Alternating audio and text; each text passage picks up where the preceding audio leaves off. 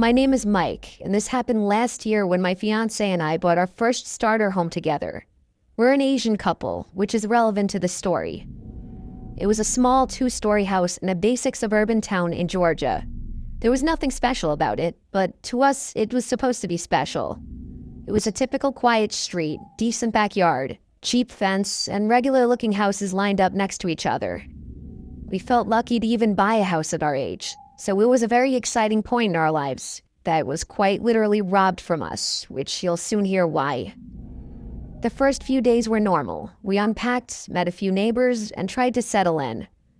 The neighbor on our right side was a friendly older couple. The neighbor across the street waved and came across to say hi when he saw us. But the house on our left side was different. We didn't see anyone come out of it for the first few days. The curtains were always shut. The house looked clean and normal, don't get me wrong, but it was always kind of dark inside, like no one was home, even though there was a car in the driveway.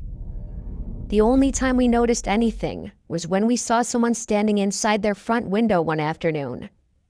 My fiancé and I were carrying groceries in from the car when she whispered something to me about it. I looked over and saw a man standing behind the curtain, only half visible, but totally watching us. He didn't wave. As soon as he saw us glance at him, he walked away from the window. It was weird, but we didn't think too much about it. Some people are just quiet or awkward. Over the next week, we started noticing him more often. Not outside, but inside his house. I would catch him standing in his living room window sometimes when I left for work.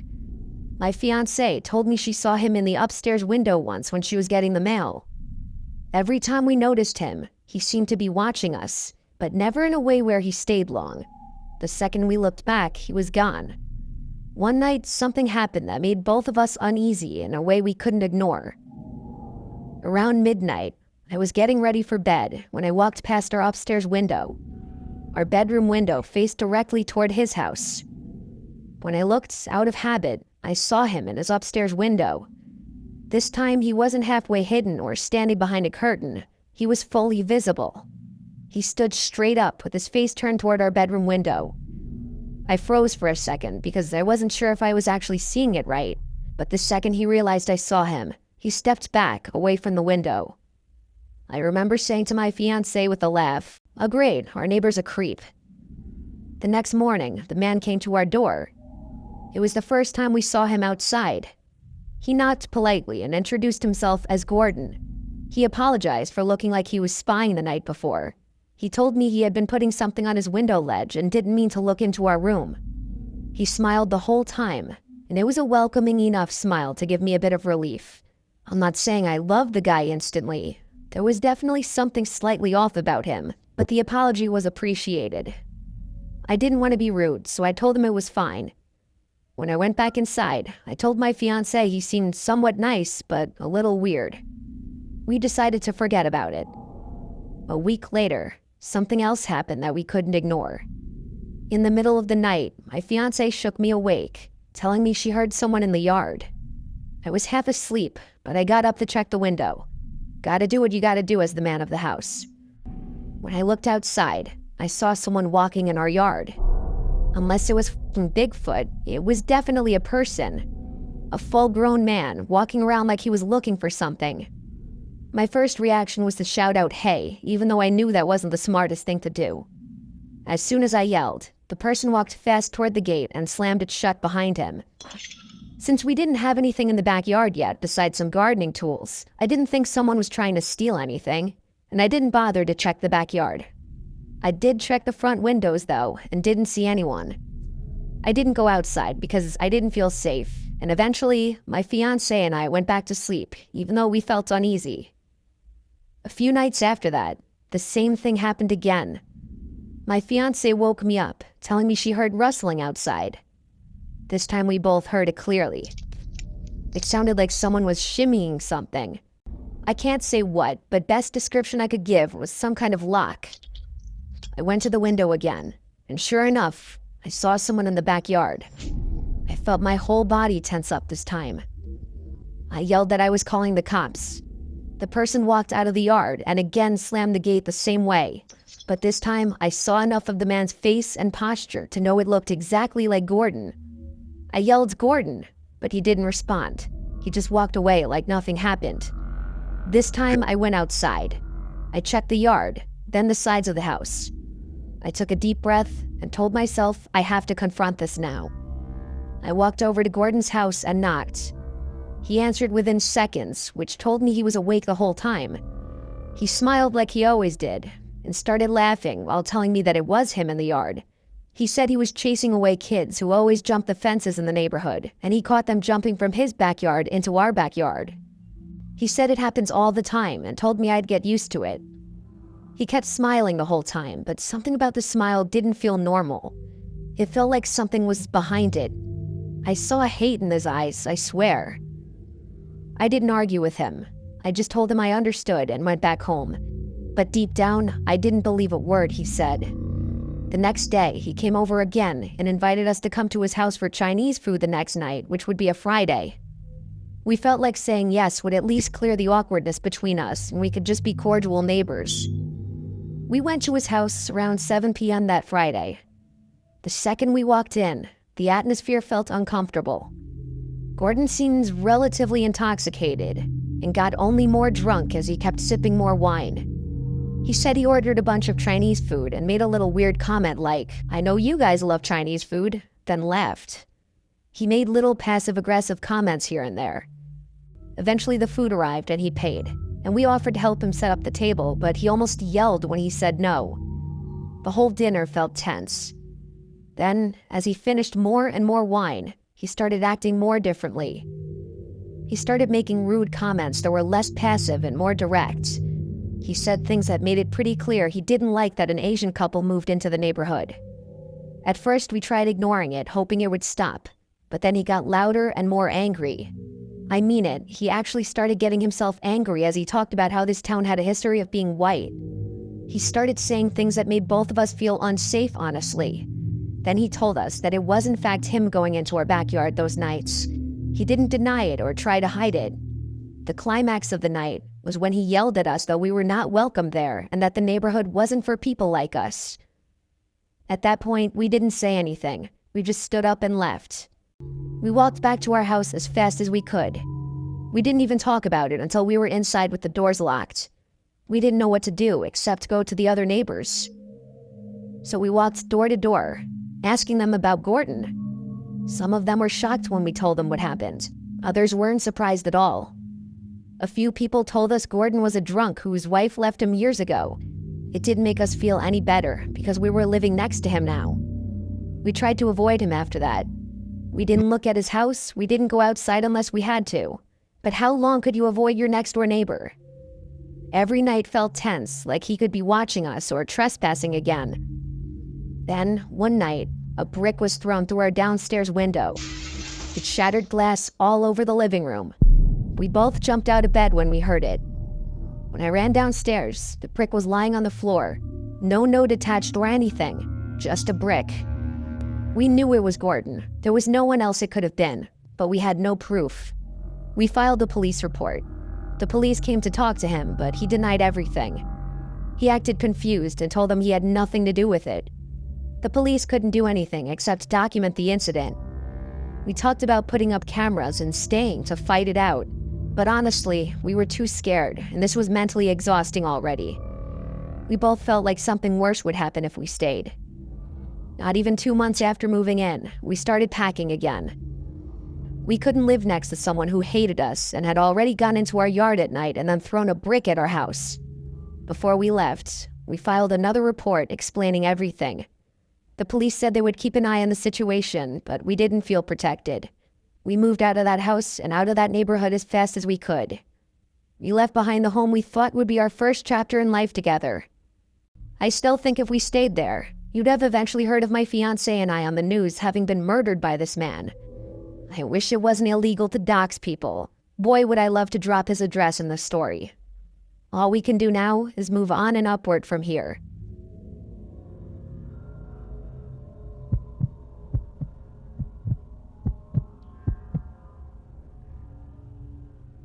This story happened a couple of years ago, around late 2021. My name is Noah, and me and my fiancée Gabby, who is now my wife, had moved into a new house in a quiet suburban neighborhood. It was a nice 2-story house, perfect for our future family. The neighbors seemed friendly and welcoming as well. Most notably, the neighbors that lived to the right of us seemed the friendliest. It was a couple in their late 30s, but I wasn't really sure. The husband's name was Daniel, and his wife was named Veronica. They were very friendly and seemed like sweet people. They even baked us a red velvet cake as a little welcoming gift. The cake was really good, and we couldn't thank them enough for it. The first couple of weeks were good in the new neighborhood. It was quiet and peaceful, until we started noticing strange things with our neighbors, Daniel and Veronica. One night, around 11 p.m., I heard shouting coming from outside. I looked out my bedroom window and realized it was coming from their house, like they were arguing. I couldn't see them because the angle of the houses blocked my view. Eventually, I saw Veronica storm out to her car and leave. After that, it was quiet again. I told Gabby about it, and we just chalked it up to them getting into an argument and Veronica leaving to cool off.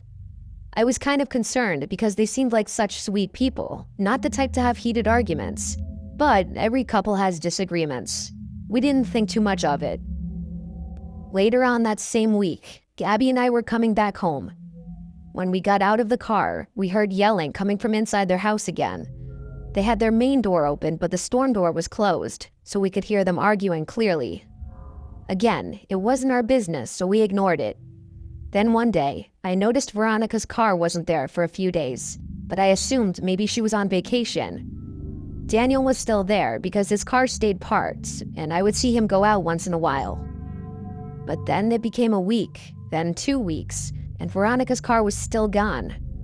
My wife noticed too and thought maybe they got divorced or something, which would make sense due to their constant arguing. But the way she left was so sudden. One day her car was there, the next it was gone. And Daniel was acting weird. Every time we saw him, he would try to avoid us. He wouldn't wave like neighbors usually do, and the rare times I talked to him, he would talk fast and try to end the conversation as soon as possible, like he was nervous. Something was definitely up with him. After 3 weeks of Veronica being gone, I decided to go over and ask Daniel how things were. My fiancé argued against it, saying it wasn't our business and to leave it alone. But curiosity got the best of me, and I knew she was curious too, so I rang his doorbell. I knew he was home because his car was there. It took him almost 3 minutes to answer, and when he did, he looked off. He was sweating like he just ran a marathon, and he had this weird forced smile like he was hiding something. I asked him about Veronica and why I haven't seen her or her car in a while. He hesitated and said, she just went to go stay with her mom for a while out of state because she's very sick and she's looking after her. I felt like that was a lie, but I didn't question it. I might have believed him if he wasn't acting so strange. I then asked why he was sweating so much, and he said he was doing workouts upstairs. He was speaking really fast, like he was rushed or nervous, but then something happened that made my heart drop. I heard a voice scream from somewhere inside the house. I wasn't exactly sure where, but I was almost positive it was a woman's voice yelling for help. I asked what that was, and Daniel quickly said, I'm playing a movie upstairs and forgot to pause it. That made no sense since he had just said he was working out upstairs. I just said okay and told him I would catch him later. I went back home and told Gabby everything. She was just as concerned as me and told me to call the cops. I did, and I requested to stay anonymous, even though Daniel would probably know it was me. I told the dispatcher that I heard something in my neighbor's house and wanted them to do a welfare check. Eventually, an officer pulled up. About 10 minutes later, I heard sirens and saw 5 police cars and an ambulance. Me and Gabby rushed outside. Officers were everywhere. Daniel was being taken away in handcuffs while Veronica was being rushed to the ambulance on a stretcher. We later found out Daniel and Veronica had been in an abusive relationship and things had escalated badly. Daniel kept her locked in the basement for weeks. I didn't even know they had a basement. Down there, he would assault her, rape her, abuse her, and do horrible things. He even sold her car to make it look like she wasn't home. When I heard that scream while talking to him, it turned out he stabbed her 5 times because she had made noise when he told her to be quiet while he answered the door. That explained why he was acting so strange. Unfortunately, Veronica didn't survive and passed a couple hours later. As Daniel was being escorted into a police car, he said, "I know it was you who snitched on me, and you'll regret this." I wanted to laugh it off if the situation wasn't so messed up, knowing he would be behind bars for a long time. It's crazy how you never know who people truly are behind closed doors. Daniel seemed like a friendly, normal guy, and so did Veronica. They seemed like a great couple, but obviously they had serious issues hidden underneath. Fast forward a couple nights after the incident, I woke up in the middle of the night. It was dark, and I saw the silhouette of a person. As my eyes adjusted, I saw that it was Daniel. My heart dropped. He said, "I told you you would regret this." He was holding a knife. I tried talking him down, telling him to calm down and just talk, but he didn't respond. I pressed myself against the headboard. Then, out of nowhere, he lunged at me. I screamed. And then, I woke up for real. I was breathing heavily, and Gabby was beside me. She asked what was wrong, and I said it was just a bad dream. She went back to sleep, but I couldn't. The fact that I dreamed about my neighbor who murdered his wife breaking into my house to kill me chills me to this day. Most dreams fade, but this one stayed vivid, and the words he said in the dream were the exact same ones he said while being taken away in cuffs. I never told my wife about this dream. I don't know why. I guess because she might think I'm crazy or it would just stress her out. Eventually, after we got married, we moved to another part of town. It's a nice, quiet neighborhood and a great house, but the whole event traumatized us. Knowing we lived next to a murderer still haunts us.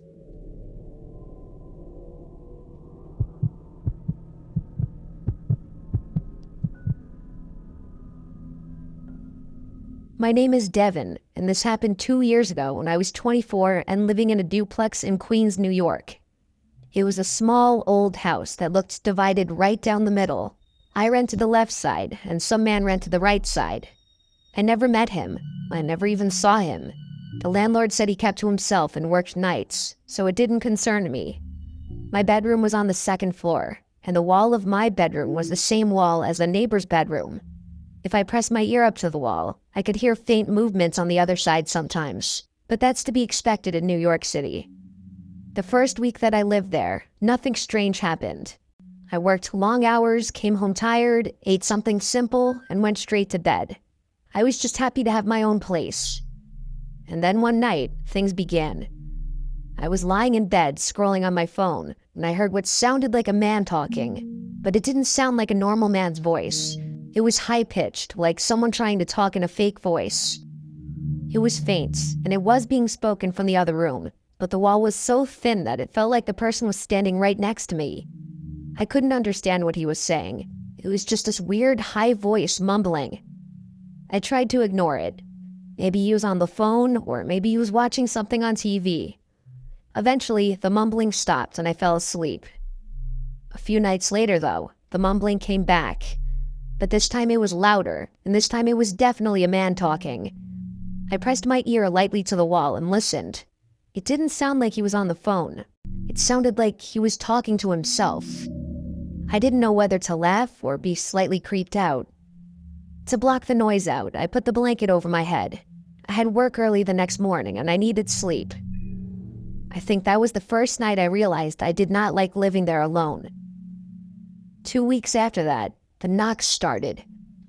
I was lying in bed again, half asleep, when I heard 2 taps on the wall right next to my head. It was so close that I flinched like someone was touching me. I sat up and waited a few moments in silence. And then, there were 2 more identical taps on the wall from the other side. I knew for sure that it was not a house-settling noise that could just easily be explained away. I rolled away from the wall and sat there shaking. I kept waiting to hear something else, but it went quiet. I wanted to knock back, but I realized that acknowledging it would likely make it worse. The next morning, I told myself it was not a big deal and that I was overreacting. Over the next week, the knocks continued. Sometimes soft, sometimes harder, always at night, and always when I was trying to sleep. One night it went on for so long that I put in headphones and turned on a loud fan. I remember lying awake thinking about how thin the wall was, how close his room was, how close he was. He could literally be lying just 2 feet away from me. It scared me more every night. But still, the knocks could have just been him sitting against the wall and accidentally banging or tapping the wall with something. But then came the night that everything changed. I'll never forget it. I was lying in bed on my side, facing the wall. My eyes were closed, but I was not asleep yet. The room was dark, except for my street lamp shining through the blinds. I heard the knocks again. 3 slow ones. I kept my eyes closed and tried not to react. Then I heard that same high-pitched man's voice come through the wall. It was muffled, but not that muffled. I could hear each word clear enough. He said, "What are you doing about it?" My lungs locked up. I sat straight up in bed, shaking so hard I felt my teeth chattering. This was no longer just potential accidental taps on the wall. He was now acknowledging me directly. He said it straight through the wall. I could just tell he said it like he knew I was right next to him. I grabbed my phone and called my boyfriend. I whispered to him that I was scared out of my mind and told him exactly what happened. He told me he was coming over right away and he would stay the night with me. I stayed sitting up with the lights on until he arrived. The rest of the night, nothing happened. It was almost worse that way. It made me feel crazy, like the neighbor knew my boyfriend was there. For a few days, things were quiet. I started thinking maybe it was just some weird coincidence that the neighbor was doing something and I misheard. But then a few nights later, something happened that made me leave the house running. I still have bad dreams about it. I was asleep this time, fully asleep. I don't know what time it was when I woke up, but I woke up fast. Something snapped me awake. I sat up slightly, and then it started. The knocks on the wall, like someone drumming their fingers right beside my head. I screamed back without thinking. I shouted for whoever it was to leave me alone. I was shaking and breathing hard. I think mustering up the courage to finally yell back spiked my adrenaline. I don't know exactly what I expected next, but I will tell you, what did happen next, I never expected in a million years. There was a voice. It came from inside my room. A voice in the dark said, "Go to sleep." It was not the voice from the wall. It was deeper, closer, right there in my room. I launched off my bed screaming.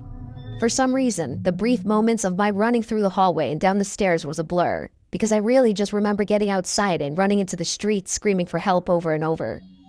I must have looked insane. I ran barefoot onto the sidewalk. I kept looking behind me, expecting someone to be chasing me.